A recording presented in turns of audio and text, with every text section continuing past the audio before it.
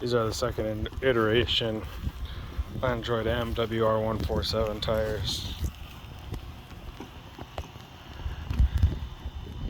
St. Augustine, Florida tam grass here. Trying to green it up, slowly but surely getting nicer. But the sod was in rough shape when I got the house. But Landroid's doing really well with these tires.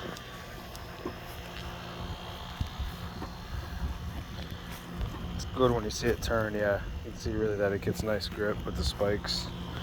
A lot less slippage on the stock tires when it does those rotations.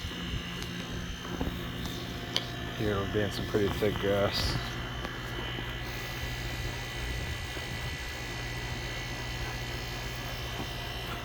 These were printed with, I think, 40 or 50% infill. I'd have to look at my file. But the first ones only had 15 or 20%. They weren't very durable. So these so far are holding up much, much better. I'm not sure if I need to crank it a little higher on the infill, but I'm gonna run them for a while and see if I need to tweak the design further. Yeah, this one, I guess, with these on it, I think I've had 4 successful runs. Cutting, returning to base, no issues. And they seem to be holding up pretty well so far. There's a little bit of fraying plastic you see on the right there. I'm not even sure if you can see it. A little bit of that you do see is really just some of the adhesion layer that I didn't fully remove.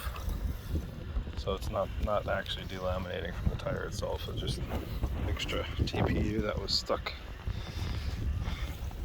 Kind of was lazy about removing it since I know it would just come off as it rolls.